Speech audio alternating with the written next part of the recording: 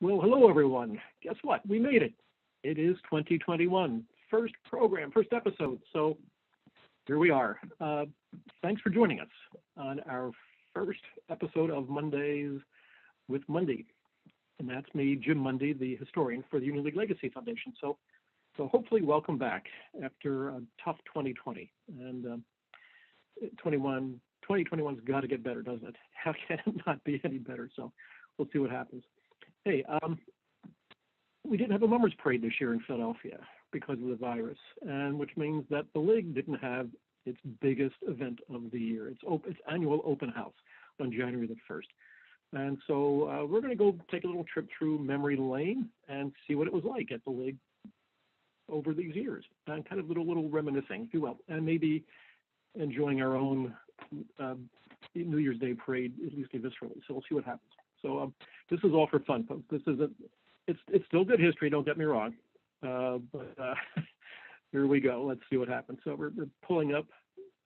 Okay, so I just need one more thing to break. There we go. And we hit from the beginning. And here we go. All right. So New Year's Day at the league. Okay. Now, the first recorded instance of a New Year's Day celebration, at least that I've been able to find after all these years, is that it was first held on January the 1st of 1896. So the league has been celebrating New Year's Day for quite a long time.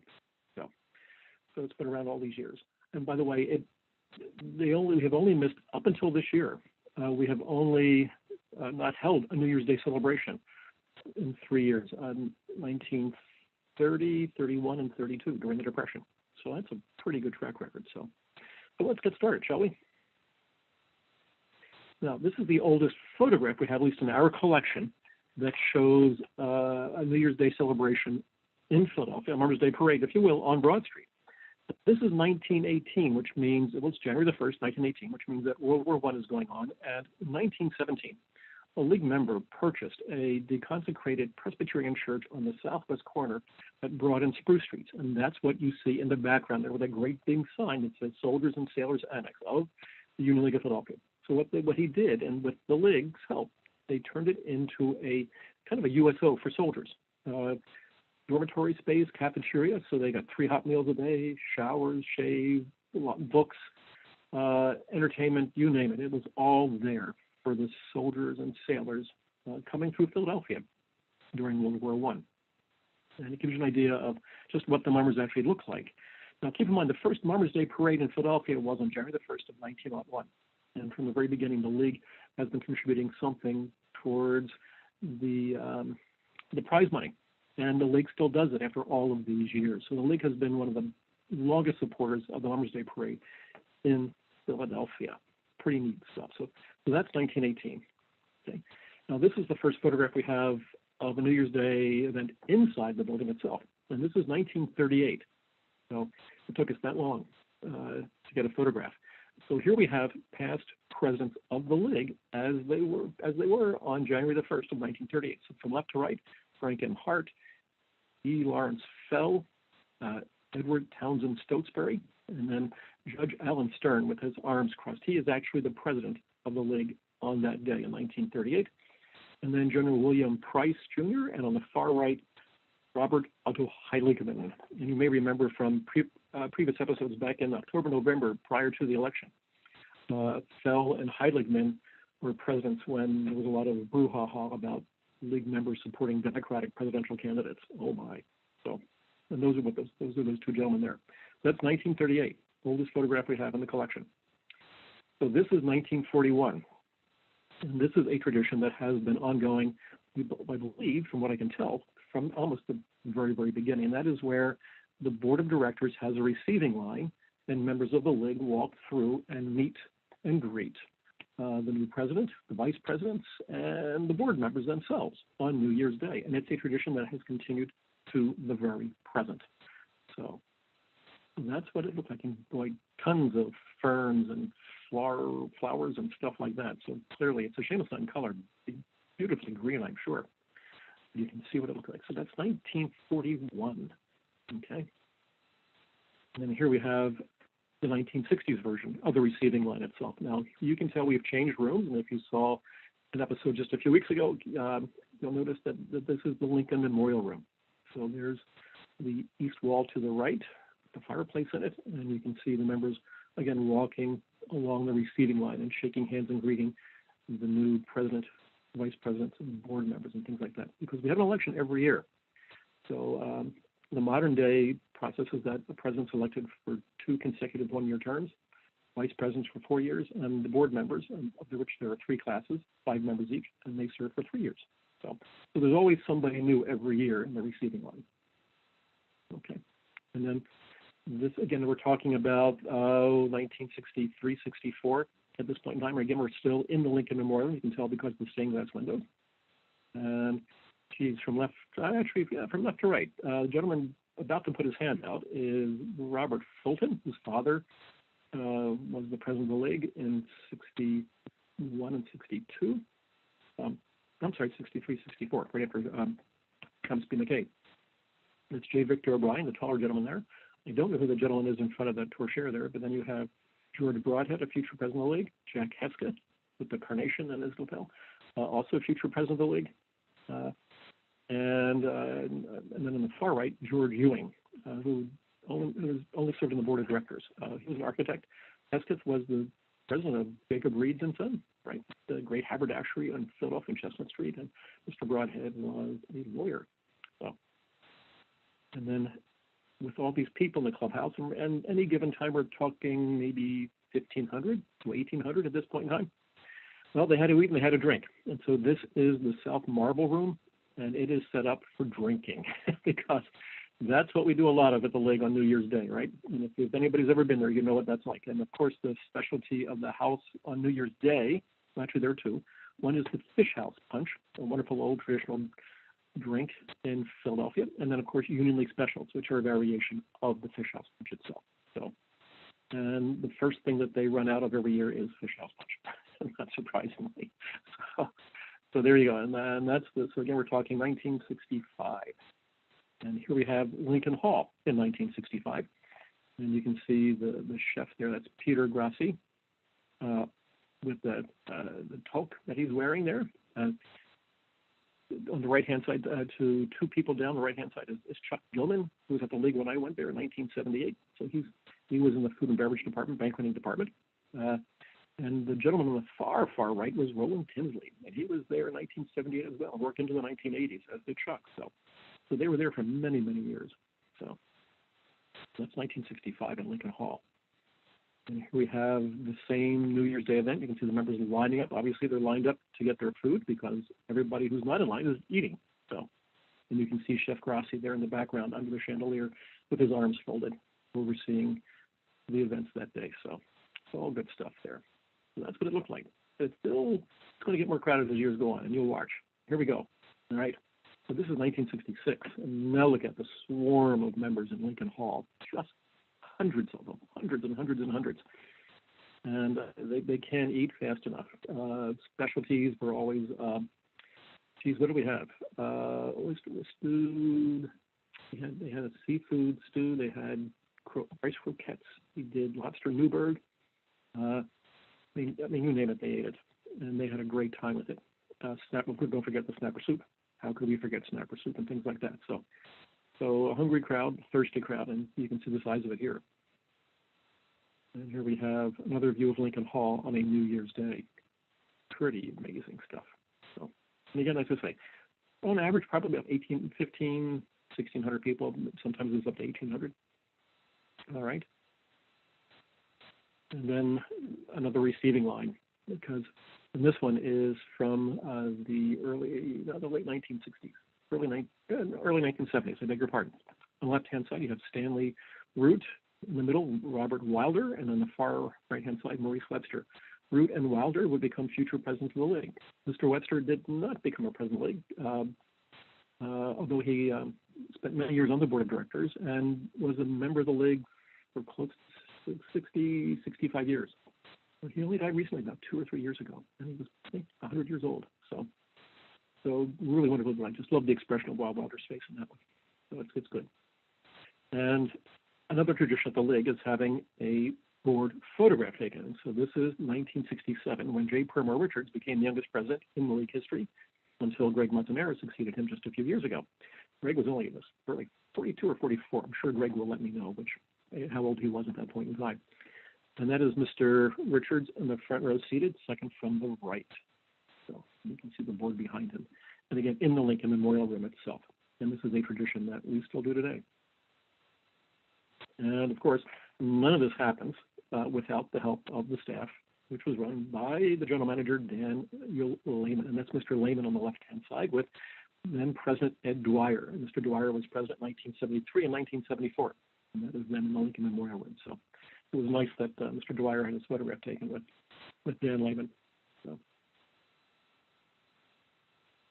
And of course, with all those people in the house, after they eat and they drink, you have to be entertained. And so here's the main hallway in the Broad Street building. And you can see this band in the 1960s just playing music to entertain everybody. So, and believe it or not, when I went to the league in 1978, we had the same hallway carpet. What are you going to do? Very, very thrifty people at the league. So, but a great day, though. You can see, and obviously these guys are having fun themselves as well. So, love the instruments, the variety of the instruments. And here they are again. And so we're in the same hallway.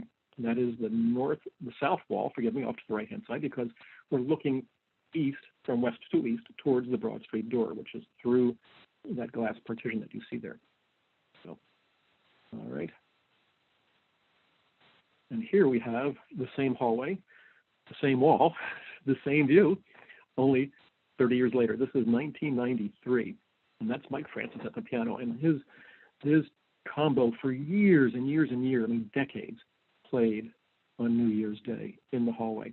And off to the left-hand side. Now, here's the photograph that shows the first big difference between what we just seen and what we're seeing now. What's the difference? It's not men only anymore, is it? If you hadn't noticed it, in all the previous photographs, it was stag, males only. And that began to change in the early 1980s. And here we have 1993 with Dr. Thomas and his Mervine and his wife, Frances Mervine, having a little dance, playing, as the music plays behind them. So the idea is just to have fun. And why not? This is, again, 1993 up in Lincoln Hall. And again, if you hadn't noticed in all the old black and white photographs, there were no young people in those photographs either. You had to be a member of the league, or at least an adult guest of a member. And so if you weren't probably at least in your 30s, you probably didn't get in. And I remember when I first went to the league, that's pretty much the way it was. And then they would lower the age to 16. And then it's gotten a lot lower. We'll see about that in just a minute. So here we have 1996. And this is a poster that was actually hand-painted by a league member named Reggie Beauchamp, who worked for the Bulletin for years and years and years and years in Philadelphia. Really quite a character, Mr. Philadelphia himself in many, many ways. And he would make these banners for the league for all these different occasions and stuff like that. So, and he was just a really good guy. So that's 1996. And here we have 1997. So you can see how black and white photography again, but my, how the age limit has decreased. This is Bill Denny and his wife and their newborn son. And if you're wondering where Bill went to college, you'll just take a look at the cap on his young son there, and you'll know. Bill's no longer a member of the league, unfortunately. He's a really good guy. So you can see how now we have babies in the league on New Year's Day, and why not? And just look at the look on Bill's face. You can see he's a proud father. So this is 2002 in Lincoln Hall. So you can see how we're still doing the same thing after all these years. Lots of food, lots of beverage, and lots of fun. And that's what it's all about. So 2004. Okay. Ice carvings became really big, and actually in the 1990s, and we continue to do them to this day. So this was on top of a seafood buffet, but at least now we know what year it is. And this is Broad Street. So finally, we're going to see some mummers, and why not? So this photograph was taken from the front portico of the league on Broad Street in 2004, and you can see the string band coming up the street, and those are all league members in front of the house, sitting in chairs and sometimes even in bleachers, which is what we do nowadays. So Shame we didn't hear it this year. Here we go. The Union League salutes the mummers. And again, looking at the Broad Street building, and the gentleman in the center with the carnations lapel is the then president, Dan Gillella. And he had a blast doing as president. He would be out there with a microphone and introduce the string bands as they would come up Broad Street and things like that. It really, he had a lot of fun with it. And why not? It was a fun day. So another view. These are just all members. You can see them going up the stairs. Some with drinks. You have hot chocolate, champagne, you name it. It was served that day. And another, you can see the string band in the background with some comics in front. But you see that gentleman in the very bottom of the photograph reaching across the barrier to shake hands with League members. Anybody recognize him? Okay. Philadelphia Mayor John Street. All right. So he was having fun as well. So it was nice of him to come over and to say hello to the League members as they were marching the parade on Broad Street. And other things have changed inside the house as well. So you can, boy, what a big difference for the 1960s, isn't it? So now we have children. We have a whole room that's put aside just for children and families. They have all different kinds of kids' entertainment. Of course, balloon hats and balloon figures and stuff like that. And, of course, face painting. I put this in because of that. I love the Spider-Man in the lower right-hand corner. That's such a great thing to do on New Year's Day. I couldn't pass this one up. So. And here we have, now we're back probably in what is now the mead room. So it's on the first floor at 15th Street end of the clubhouse. And just bubbles, bubbles, bubbles. And lots of kids all having fun. So, as you can see, it's different, isn't it? It's amazing how much the lake has changed in just the time that I've been there. So I hope you're enjoying this. And now up to 2009. Back on Broad Street again, and why not? That's what it's all about. It's all about what goes on Broad Street. So there you go. Here we have string band coming up, marching band coming up Broad Street, passing the clubhouse in the background there. And what a better view of the New Year's Day parade than that one right there. Really great stuff. And inside the house, traditionally, some of the early marching bands, when they finish, will come into the clubhouse and they'll march through the house and play some bands, and they'll go to Lincoln Hall, where they've set up a stage towards the end of the day, and they'll play music to the members in Lincoln Hall itself. So this is them at the end of the day, and it's a very appropriate message, isn't it? Happy New Year. And this again was 2009. And then for the last photograph, this is the board photograph from 2019. Okay, so you can see that, as I said, we still do it every year. And the gentleman in the center there is Charles Davidson. He is the immediate past president of the league. He was president in 2019 and 2020, and it was on his watch that the COVID virus took place. So the second year of his presidency was rather challenging, but still the league pulled through in every way you can imagine. And in the front row, third from the left, is Mr. Craig Mills, who is the new president of the league. And unfortunately, he didn't get to do this on his first New Year's Day as president, but I'm sure that they will do something for him when the first chance becomes available, and I'm sure he'll do it in 2021 or 2022. So anyway, so I hope you enjoyed that romp through a quick romp through the league on New Year's Day to see how we celebrate and how much fun we have and how much we enjoy ourselves. So thank you for joining us. Hopefully we'll have some more fun stuff over the course of 2021, and we'll all get a little saner, I hope, as the year goes on. And it's still a little tough out there, folks. So take care of yourselves, stay safe, stay well, and Happy New Year, everyone. See you next week.